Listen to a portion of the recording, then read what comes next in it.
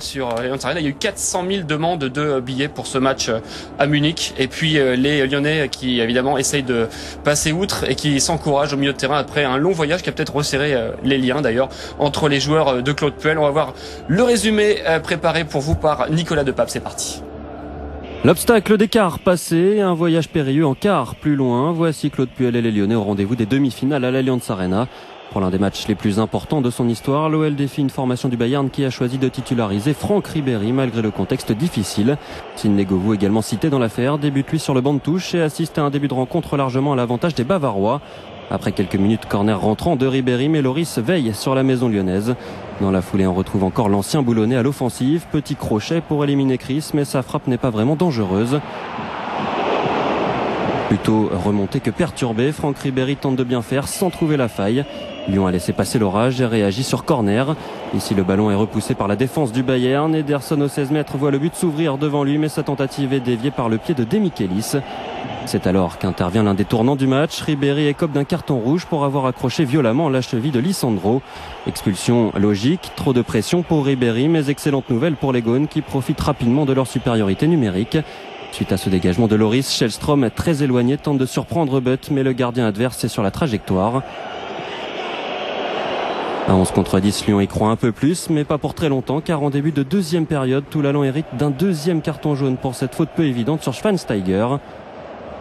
Lyon subit alors les assauts des Munichois sans trop de conséquences pendant un temps avant de craquer à la 70e minute.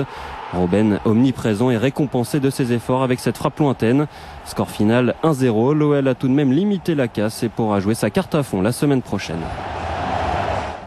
Ce fameux le buteur du soir, Robben, c'est celui qui fait le match ce soir. C'est celui qui qualifie le Bayern en ce moment, on va dire. Mais c'est vrai que 14 buts, je crois, en Bundesliga. 4 en Ligue des Champions. Pour ce joueur, 4. Et pas des mondes parce qu'il met un tir de l'autre monde face à la Fiorentina. Il met Manchester. La reprise qui qualifie. C'est pour ça qu'il est décisif dans cette partie de qualification match aller-retour, Robben.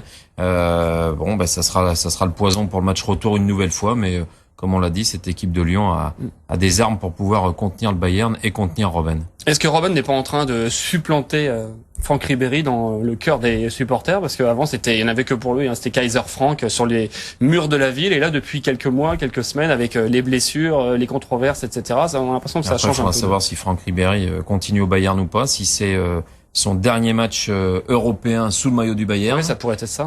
Ce qui pourrait être ça. Et il va falloir suivre et les jours qui vont venir vont être très clairs, je pense, sur la suite. Mais c'est vrai qu'à l'heure d'aujourd'hui, Robben devient la grosse coqueluche et la grosse star de cette équipe. Si jamais ça s'arrête là pour Franck Ribéry avec le Bayern, c'est quand même une sortie très délicate. Ouais.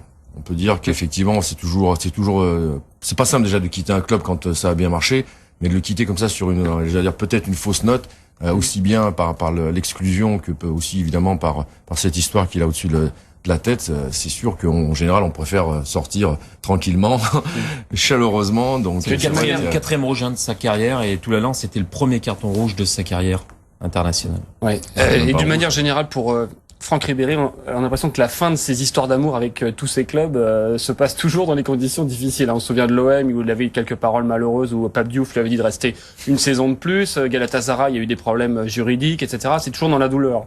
Ouais, là c'est un petit peu particulier. C'est certain que il s'attendait certainement pas à ce que ça se passe comme ça, mais je pense qu'il va aussi les gens vont vite oublier ce passage-là pour garder quand même tout ce qu'il leur a apporté jusqu'à présent et peut-être encore d'ailleurs. Qu'est-ce qu'on peut dire sur Jérémy Toulalan? Moi, j'avais l'impression que quand on est revenu sur la pelouse, outre le fait que les Lyonnais n'arrivaient pas à prendre l'ascendant alors qu'ils étaient 11 contre 10, on s'est dit soit il va y avoir une petite compensation, est-ce qu'on n'est pas censé se retenir un peu et pas faire des gestes comme ça quand on sait qu'il peut y avoir un carton rouge sur le premier jaune, il y a strictement rien à dire. Ouais. Sur le deuxième, c'est vrai qu'à vitesse réelle, ça semble énorme. Quand on voit le ralenti, on se dit les deux vont en contact sur le ballon. Franchement, c'est sévère. Mais c'est vrai que, ma foi, il y a de l'engagement. Lyon était en train de subir depuis l'exclusion, en fin de compte, de Ribéry. C'est un rouleau compresseur munichois qui était sur le but lyonnais. Et toute l'entame de seconde période a été terrible. Les 7 premières minutes ont été quand même énormes pour le Bayern. Ce qui est juste un petit peu dommageable au-delà du geste, parce que effectivement, quand on est sur l'action, sur l'instant, on voit ce pied levé. Et effectivement, ça donne la sensation presque d'une grosse faute. Mais c'est surtout l'emplacement, c'est-à-dire qu'il est pratiquement sur la ligne, il est à l'intérieur du camp du Bayern. Donc c'est surtout ça qui est un petit peu dommage, c'est qu'il n'ait pas eu la possibilité de se situer par rapport au terrain en se disant j'ai pas besoin de faire une faute ou j'ai pas besoin d'arracher ce ballon, il y a pas occasion de but, il y a pas danger de but. La plupart là, que ce soit Toulalan ou Lloris, ils le connaissent monsieur Rossetti, hein, puisque c'est lui qui avait exclu Lloris face à la Serbie-France.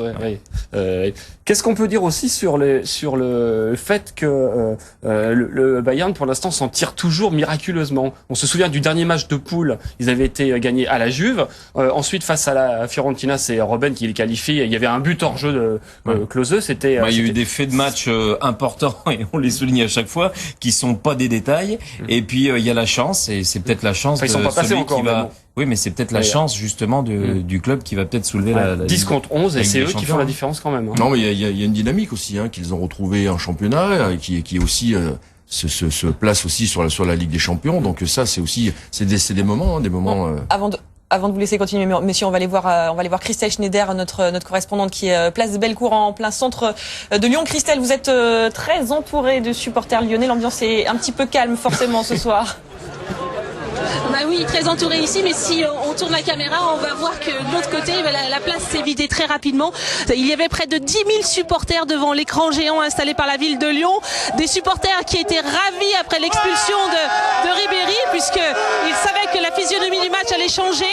Et puis il y a eu en deuxième mi-temps l'expulsion de Toulalan. Et là, il y a eu un froid sur la place Bellecour. Et puis il y a eu ce but du Bayern qui a vraiment marqué les Lyonnais. Alors, on va leur demander à ces supporters comment ils ont vécu ce match. Thibaut, qu'est-ce que vous avez pensé de cette rencontre et surtout de cette défaite de l'Olympique Lyonnais à Munich? Tout d'abord, extrêmement déçu. On pensait vraiment pouvoir peut-être gagner, pouvoir marquer. Mais je pense que 1-0, tout est faisable. Surtout que ça va être à Gerland. Je pense que on aurait pu faire un score encore plus, ça aurait pu être pire parce que on a vraiment subi en deuxième période. La première période, bon, ça va. Je trouve qu'on a bien géré, on a quand même c'était plutôt équilibré comme match.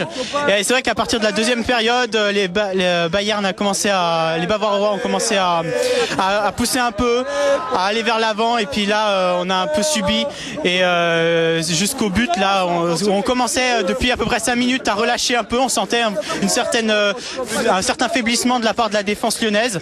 Et c'est vrai que le but arrive d'un coup comme ça très vite. Et il n'y a pas trop à redire. Il est magnifique le but, très bien tiré.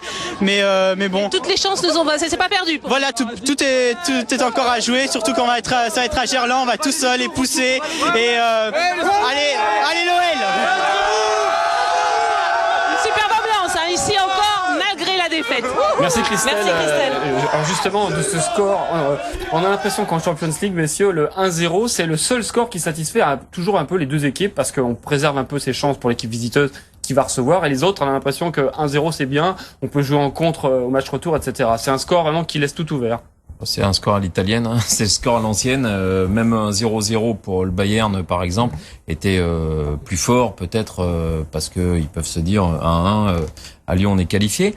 Mais maintenant, bon, je pense que le Bayern, ça reste quand même un club peut-être difficile à prendre à la maison parce qu'il compte que 2 défaites à la maison, contre Francfort et contre Bordeaux. Les 2 défaites cette saison chez Bordeaux eux. Qui avait gagné 2 fois face Par au contre, Bayern. à l'extérieur, ils ont quand même un petit peu plus de difficultés. On l'a vu notamment en Ligue des Champions. Maintenant, il faudra voir qui va arbitrer, il faudra voir la chance ou pas la chance, l'effet de match ou pas l'effet de match. Mais bon, ce but d'avance pour eux, pour moi, Lyon est capable de renverser ça. Voilà, la première réaction du soir, c'est celle de Maxime Gonalon. On l'écoute. On a un petit peu de déception. On avait à cœur ce soir de venir faire un résultat